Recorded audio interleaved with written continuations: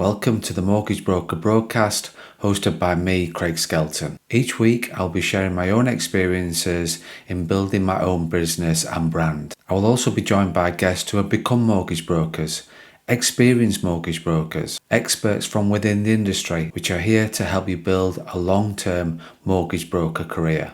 Welcome to Season 2 of the Mortgage Broker broadcast.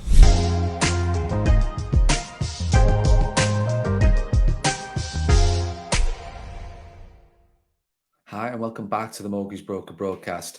My guest this week is Mike O'Brien, and the reason why I wanted to get Mike onto the podcast was to talk about estate planning and the opportunities with estate planning referrals. And before you switch off and think, oh, I don't get any referrals, I don't get any opportunities, I don't need somebody else banging on about estate planning, hear us out. I think it's just important to understand not only the benefits of referring estate planning opportunities, and you will have them, guarantee you, every single mortgage broker has estate planning opportunities, but it's also interesting on the flip of that, the consequences of not referring clients to estate planners, and just listening to what Mike's got to say about what happens from that point of view and the world of estate planning if you're not working with somebody as a referral and somebody that you know that you trust. So, and as you know, client retention and working with third parties is important to me. So yeah, let's just get Mike onto the podcast.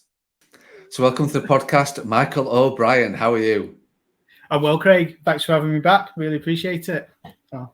No, thanks for coming back. And I'm giving you your full Sunday name there. So am I calling you Michael? Am I calling you Mike?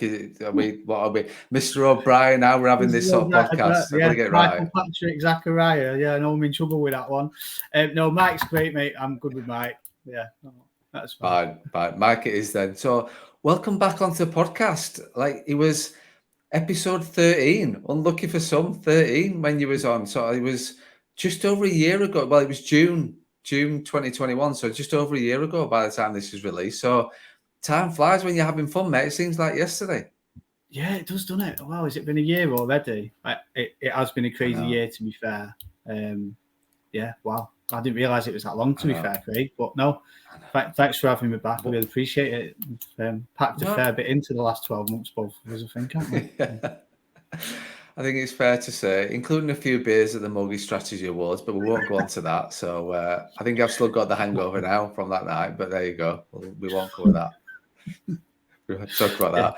But yeah, mate, it has been such a sort of crazy, because you think about, like you say, the podcast before, when you came before, was talking about directly authorised, and I know you're still in that space helping brokers look at going directly authorised and lots of other things. Since that podcast recorded, you've done, I already thought you got your fingers in quite a few pies.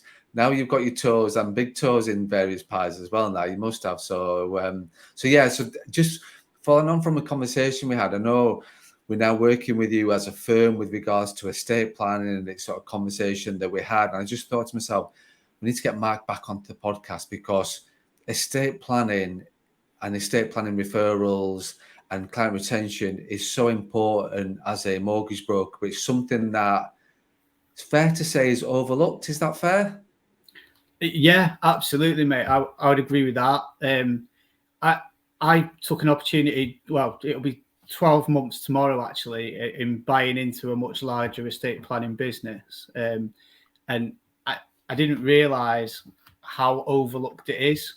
I know that might sound a bit mad. I made a really snapshot decision when I saw the technology and where it was going. And then I found out a little bit more about the scope of the opportunity afterwards, and how many people don't have wills, lasting power of attorneys. I think is that potentially 99% of people with a mortgage don't have the lasting power of attorneys. So it's just a massive opportunity. Yeah, it is. It's a staggering figure. I think 70% of people, adults in the UK, don't have a will.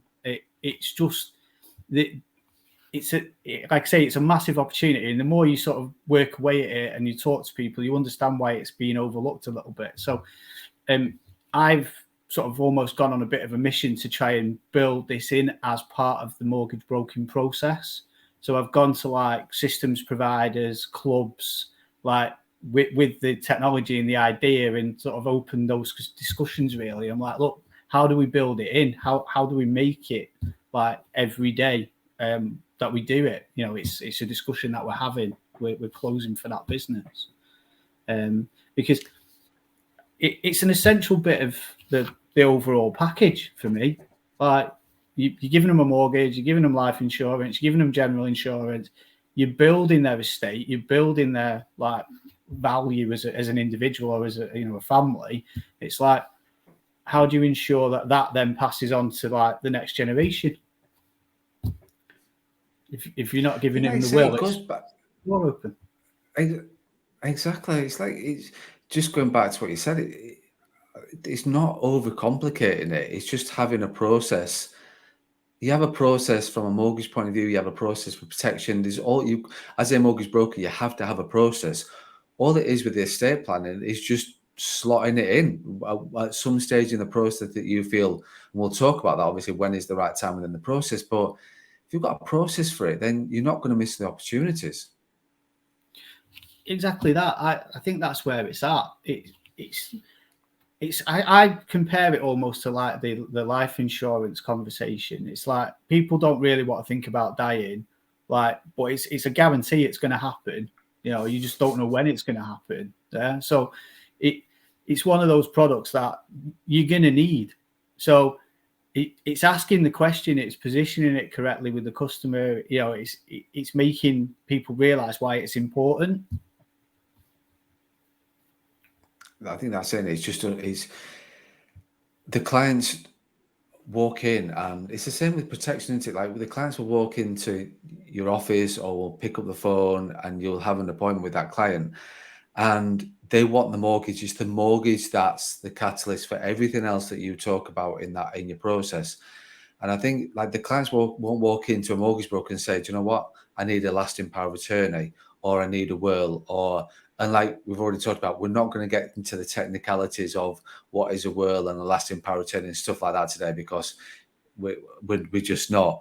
But so the client doesn't. It's the same as clients don't always walk in and say, do you know what? I need an income protection policy, or I need that critical illness plan. Like say, clients won't do that. But so it's the role of the mortgage broker to talk about those sorts of things, because if they don't, the client will leave that meeting, take on that debt when actually they're not fully covered. So the mortgage broker might be sitting thinking, it's all right, I've got life, I've got a bit of cake, and I've got some IP, but I've done no estate planning. I've not talked about anything to lasting power of attorneys and wills and stuff like that.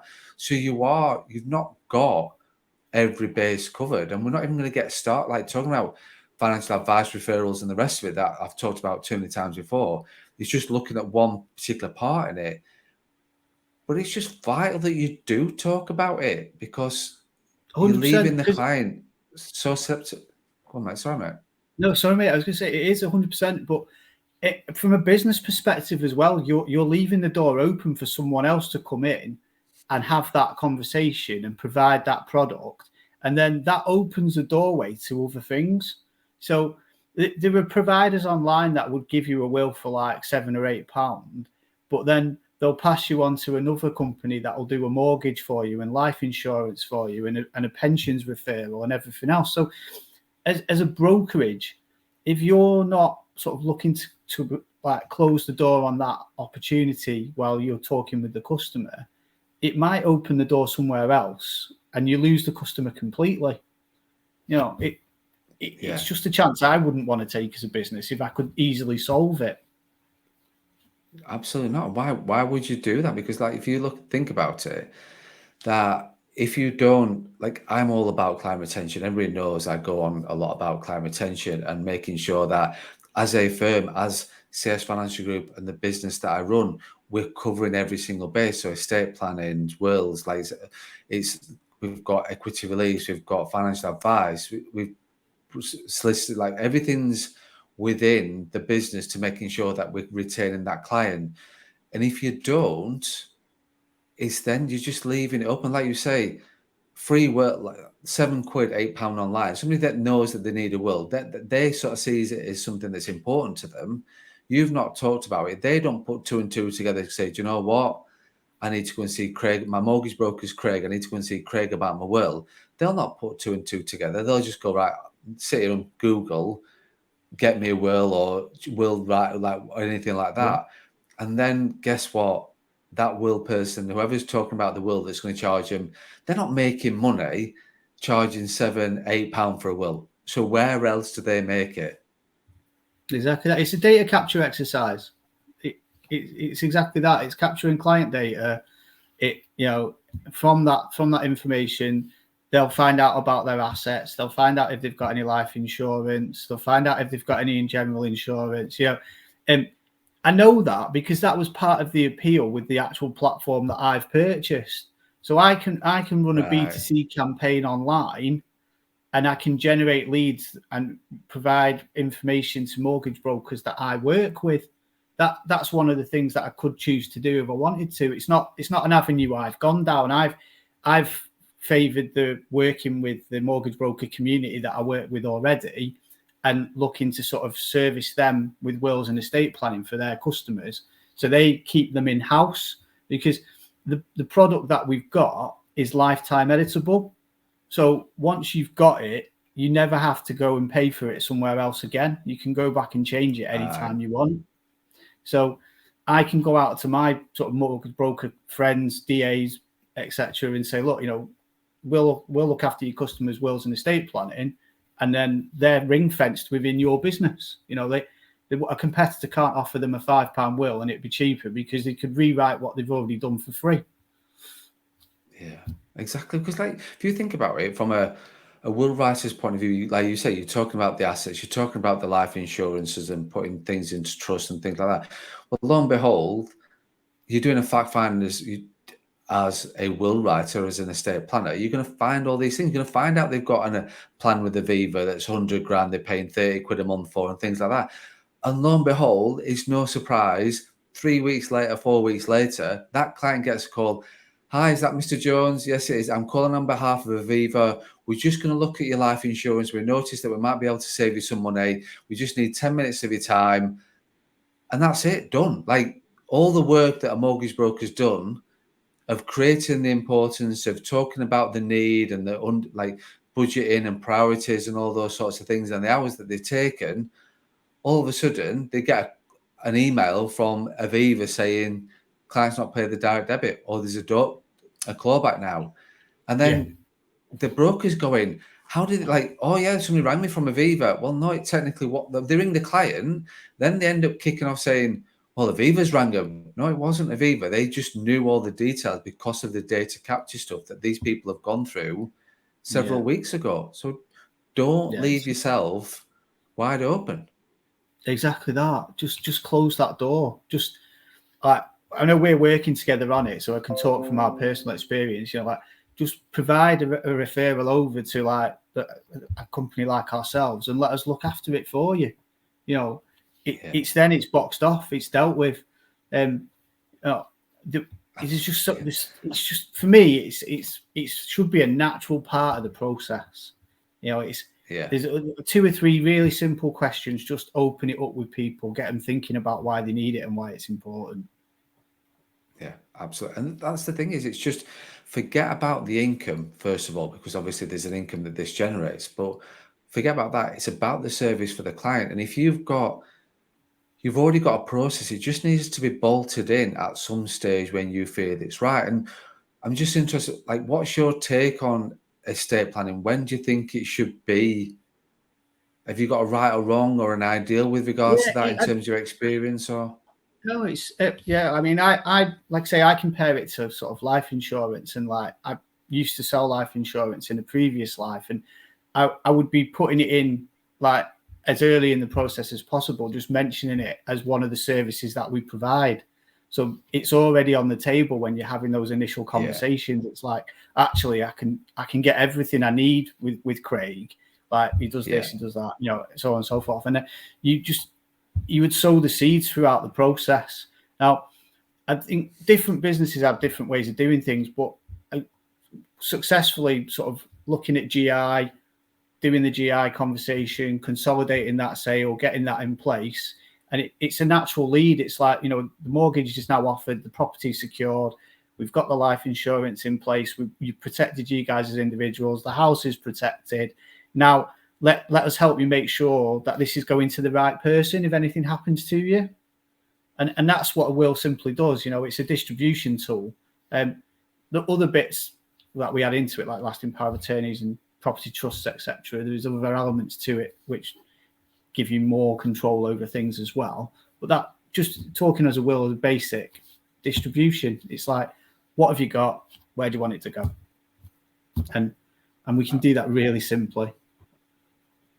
I think I totally agree with you, Mike. In terms of, I think you've got to drip feed it into the process. I think you've got to start it as soon as you're interacting with a client. It's just signposting with that client to sort of say, I will be looking after everything for you. So we've got, like, I'll be sorting your mortgage out, sorting your protection out, sorting your estate planning out, sorting your solicitors out. Like, everything is within this. And I think it's funny you should say that, because there's not many mortgage brokers or firms that I see where estate planning or anything else third party is part of their proposition brochure. So we're part of Open Work. We've got a very bespoke proposition brochure, but ours does talk about, yes, it's got the regular stuff in terms of the mortgages and the protection side of things, but it also talks about other things we offer as well. So then making sure that we just drip feed into the client. So yes, we've got financial advice. Yes, we've got estate planning. We've got all these things that will look after you.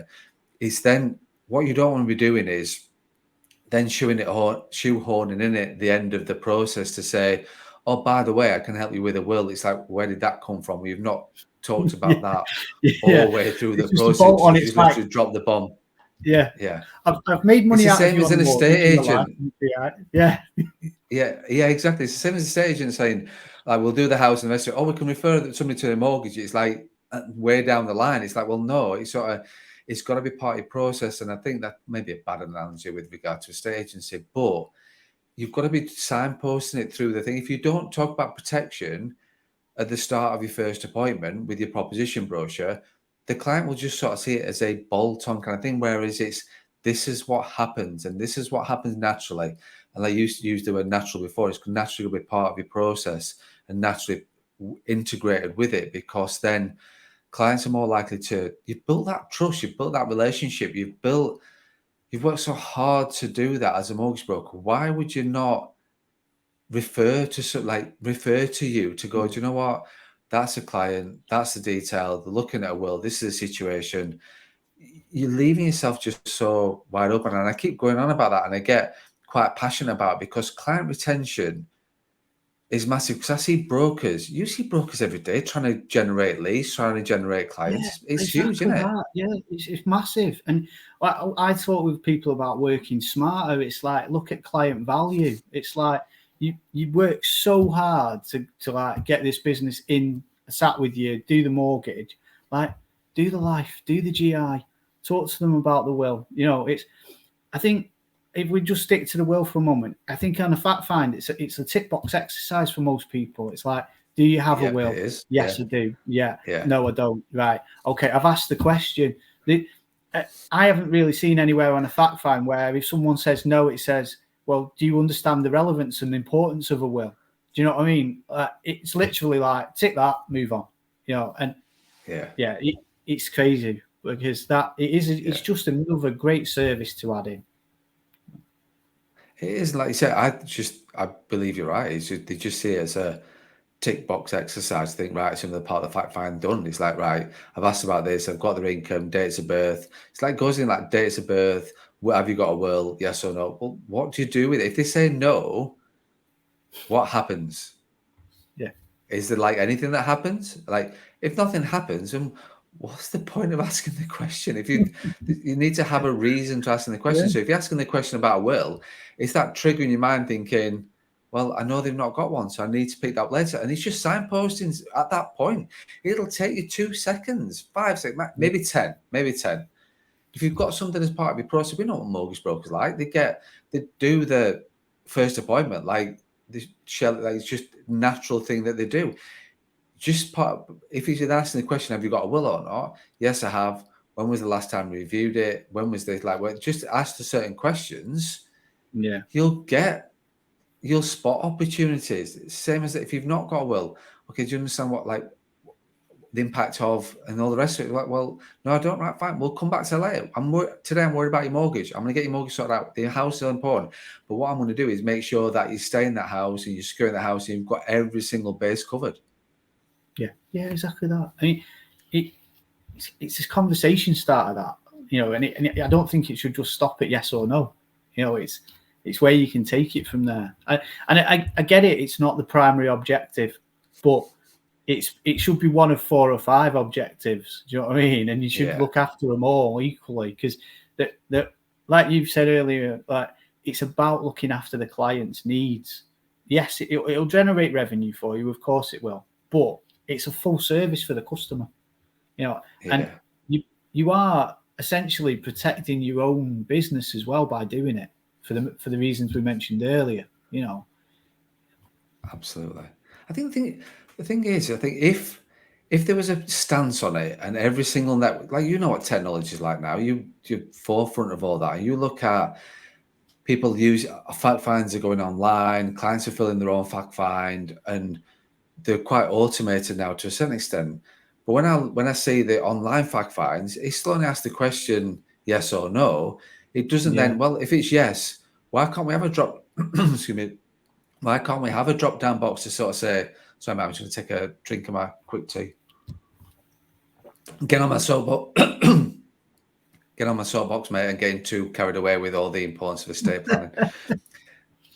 But why should it be then taken out? I'm just sort of chewing the fat here with you in terms of then be taken out. It into another lead flow, like it's an identified opportunity. How do we nurture that opportunity through? You know, a lot of what we do as a business, it can be done online. It's customer led. That's what's so beautiful about the platform, that people can do it like remotely if they want to, and it's just a few questions. I mean, I've seen some like protection workflows recently where it's taking the customer through an automated like protection journey. And when I saw it, it's effectively what I used to do as an insurance advisor, but it's in an automated process. And it's just insane. It's like anything that's repetitive, you can automate. That's my gut feel on it. You're gonna need a broker. I'm not saying that, but if you're asking the same question like 100 times a day, if someone wants to go into a platform and answer those questions and like get to a certain point in the journey on their own, like, why not make that possible? You know, if on a fact find it's identified an opportunity, why not send them like something separate to gather more information on that so you can provide a fuller service? Absolutely. And I think so. You sort of talked a little bit about that, and I want to move on because obviously we've talked a lot about the importance of referring and why you should be referring, and the consequence of not referring as well from a client retention point of view. So we've done a bit of scaremongering, and the brokers are sat there now going, "Oh my God, I need to make sure." But then, so working with something like, I understand the process of that, but just to sort of question you a little bit more, Mike, in terms of what can clients expect? So as a broker, referring to you and Next Gen, what can I expect? So just talk me through and explain the process from a broker point of view, then turn into a client point of view. Yeah, absolutely. So I've got a digitalized platform, so a customer can actually go and complete their own will online if they wanted to. That it's becoming more and more common practice. There's an AI that sits in there that answers any questions related to wills and estate planning. It's loaded with about 2,500 answers. So you can complete your own will with all the guides in sort of 15, 20 minutes if you wanted to. Now, in addition to that, we've got an estate planning platform, which again can be client led. So a customer can go on. It's essentially a range of questions based on their individual circumstances, and it will provide them with a report. So a bronze, a silver, and gold options, and it details it very much like when you shop for your car insurance on Money Supermarket. It's like, this is what's included, this is what's not included, and then it details why they should have it and what happens if they don't have it.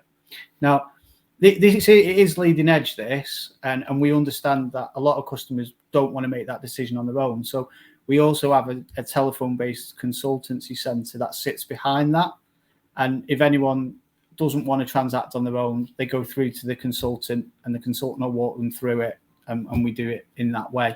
Now, as a broker, what we tend to find, so if I just roll it back a little bit, I bought the business 12 months ago.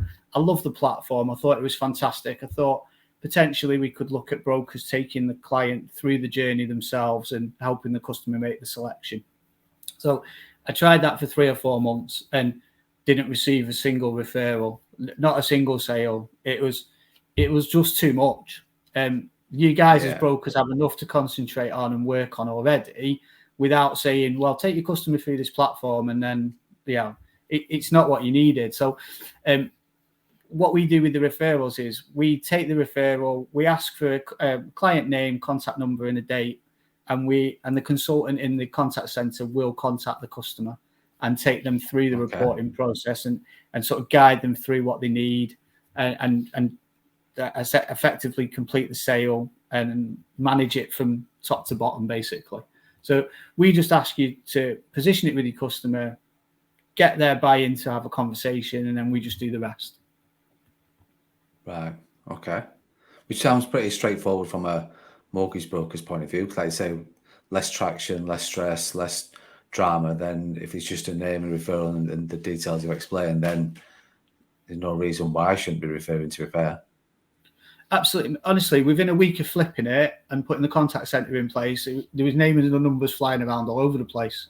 So then I then automated like a referral form, so we could have it automated directly into the team.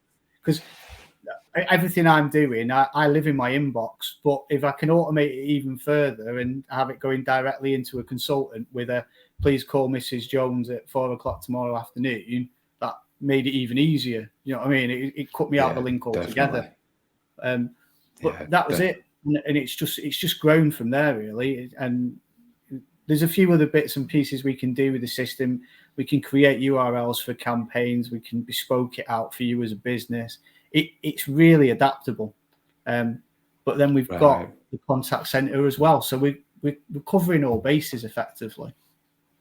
Yeah, definitely. No, and in terms of then, so we understand from a broker's point of view, I know you're not going to go into too much detail from a client point of view, but what can the client expect? So if I've sent you a lead, sent you a referral, contact Mr. Jones at 4:30 tomorrow, how does that work? What's the process from a client's point of view, Mike? That's it. So the consultant would ring them up and then take them through an estate planning fact find journey.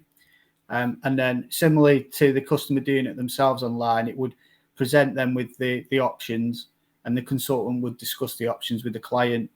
It may be that they don't go for like the full package initially due to budget constraints, but they take a lower level package and we revisit it in 12 months. It's a reason to speak with your customer as a broker potentially, and exactly. And we look to add additional products in as we go.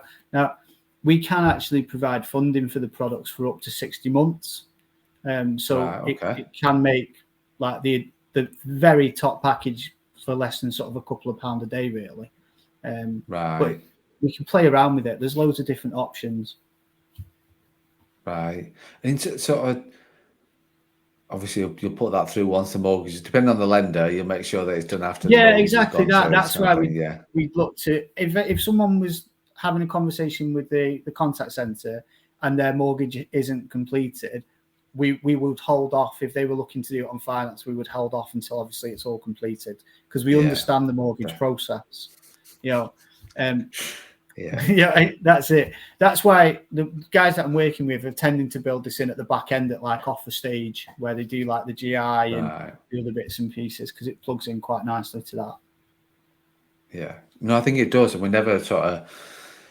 I think that from my point of view, and like the way that we look at it from a business point of view, it is at that offer stage, put like pre-completion exchange that kind of area that we start to then, we've already been talking about it, is then looking at getting those sort of things in place.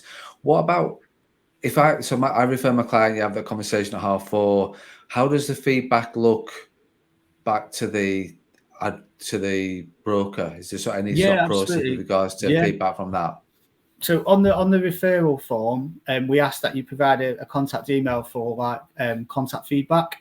So the guys in the centre will email the referring broker directly with an update of either if they've been successful with contacting the client, what they've actually sold to the client, etc. So you've got that for your annual reviews. So you've got that information. Mm-hmm. You know what the client's undertaken. And it's just keeping you in the loop, because we've taken contracts with other businesses that have moved away from other companies because the level of contact and support was really poor. So that's what we've sort of prided ourselves on doing, really. It's like, we've got to be really up there. If I'm going to work to encourage you to send me business, it's your customer. You've got to know that the person that you're passing that customer on to is going to deliver the same level of service that you would want to personally. So that's been really important to us. Yeah. I think the good thing is that you understand, you're not an estate planner or passing on to an estate planner that doesn't understand the mortgage process and how that works. You understand what the mortgage process looks like. So you are referring to somebody that's informed and got a clue what's sort of going on and what stage the client's at and things like that. And obviously providing feedback's key to the success of the relationship, really, because the more you feed back to the brokers, the more they're going to refer and vice versa. That's it, absolutely. It's just those lines of communication. It's just keeping everyone up to date with where it is. Because then, you've got that information when you speak to the customer. Nothing comes as a surprise. So. Yeah, exactly. And that's the thing. Nobody likes surprises, and nobody wants that, especially when in something like this kind of world. People do love surprises in certain things, but certainly not in the mortgage world, the estate planning world. Yeah. Nobody loves a surprise. So definitely not. Mike, so we've talked about process, we've talked about consequences if you're not referring. Is there anything that we've not talked about or missed off? No, I think we've covered a lot. I think we've covered pretty much everything, to be fair. I mean, I want to go on and say about lasting power of attorneys, but then we're sort of starting to make it a little bit more complex. But it's a conversation that I have with Al, who owns like the parent company. It's just one of those questions. It's like, would you, if you lost capacity, would you want someone that you love and trust to make your decisions for you, or would you want the local government to do it? And for me, it's a really strong question. And when you've got a mortgage like involved in this scenario as well, like if something happens to you, you can't renegotiate your mortgage deal. So there's just really strong ties in with estate planning and like mortgage brokers for me. Like it's just like I say, it's part of the process. I see it as part of the process. No, definitely. And like you say, I'm conscious that we said we're not going to get too technical on it. Like, first of all, just to get him, you don't want to get to. I get that brokers will want to understand what, if they don't already know what lasting power of attorneys are and consequences. They should have a basic knowledge in terms of things like that. And if they want to enhance the knowledge, then there's plenty of places to go with that. I think the main thing is understanding that it has to be part of your process. It needs to be part of the process. You're doing the client a disservice if you haven't got it part of your process, because you're just leaving your client wide open to be really, forget anything else. The service point of view is sort of key to building that trust and building that long-term relationship. And at the end of the day, we're mortgage brokers for a reason. We want long-term careers in this, and we want to build on the client retention. It's just sort of getting those wheels spinning, and once they are spinning, you just need to just touch them now again, and they'll keep going and keep going. And having the estate planning is part of that, really. And in terms of, we're not going to talk about commercials. I don't want to talk about commercials on the podcast, but I'm guessing there is a financial incentive from a mortgage broker's point of view to then refer the opportunities to you guys. Yeah, absolutely. So we share the upfront sales commission. We also have a probate service as well, and we can provide executorship services to clients. And as a business, I also share any future potential from those two avenues as well. Right. So, yeah. It works. Yeah, it's definitely short term, long term. It's a strong business like plug-in. definitely. Anything else? We've not missed. I think we've missed anything off. Not that I've got on my agenda to talk about, Mike. No, I think we're good, mate. Yeah, no, appreciate you having me on, giving me the opportunity to have a chat about it. No, I think I'm always conscious about on the podcast talk. There's no really pitching on there. Do you know what I mean? It's like not the idea is not to pitch like businesses or what people are doing or anything like that. But there's certain things that I get quite passionate about, and client retention is one of them. And I think if you're not, I see the consequence of not doing this, and that's why I think it's important to have, whether they're working with you, whether they're working, like they just need to have somebody. In my opinion, my humble opinion, I think you need to be working with an estate planner, because then it will only enhance your brand, your reputation. It will enhance your client retention as well, and obviously it generates income on the back of it. So there's not a reason not to do it. I struggle to think actually why would you not do it apart from can't be bothered. I think that's it. I mean, honestly, I'm speaking to more and more companies that are looking at their client value and like their client proposition and what they offer to them. So historically, you've got accountants, that would be looking to refer business to mortgage brokers, for example. I'm speaking to accountants who want to offer their customers estate planning services, and then they're looking at actually bringing in a mortgage broker directly into their businesses, and they're looking to try and like retain all of the possible opportunities under their business. So rather than referring leads out, it's a service you need to have, because if you're not providing it, they will find it somewhere else, and they will find other services alongside it. So we go back to that ring fencing the customer again. It's just a really important add-in. Absolutely. Well, you're putting your client in the shark tank, aren't you? If you're not doing it, you're just dropping them in the shark tank, and then they're going to get picked off without a doubt. Yeah, agreed. Mike, thank you so much for your time. Thanks for sort of agreeing to come back on the podcast. I think, like I say, people want to reach out to you thinking, actually, I want to hear more about what Mike's offering with regards to estate planning. We'll get you I'm guessing LinkedIn, inbox, however long you take it. Go LinkedIn. I live in there. I'm on there regularly. So reach out to me on LinkedIn. Say hello, and we can sort something out from there. Doors always open. Mate, I know that it is. I know that you're you will answer your phone. Your phone's always on, and we've talked about that before. So, but I think, like I say, it's about working with somebody that you know and trust, somebody that you know is not going to offset the client somewhere else and selling them protection, and then you've got a clawback, and you're not doing the remortgage in 2 years' time, 5 years' time. It's just about building it in part of your process. You've clearly explained that. You've explained the benefits of working with you as well, which is important. It's not just about the podcast, not just about working with you, but it's about just sort of dropping that into the advisors and the brokers, thinking it's something you need to be aware of from a client retention point of view. And thank you for your honesty. And like I say, coming back on, it's not quite episode 13. We're a bit further down the line, but thanks for agreeing to come back on, mate, and thanks for your time. No, I appreciate you having me, Craig. Thanks very much, mate. We'll speak soon. You've been listening to the Mortgage Broker Broadcast with me, Craig Skelton. I hope you found value in this podcast, and please don't forget to subscribe and rate us on iTunes. As a mortgage broker coach, I help mortgage brokers in all aspects of their mortgage broking career. You could just be thinking about joining the industry and started to study your CMAP. You could be qualified and you're looking for the right firm with the right culture. You could be an employed mortgage advisor looking to take the leap into the self-employed mortgage broking world. You could be an experienced mortgage broker looking to improve your business. Or you could be looking to set up your own firm and your own brand. If this is something you would like to explore more, please see my website craigskelton.co.uk, where you can arrange an informal initial discovery call.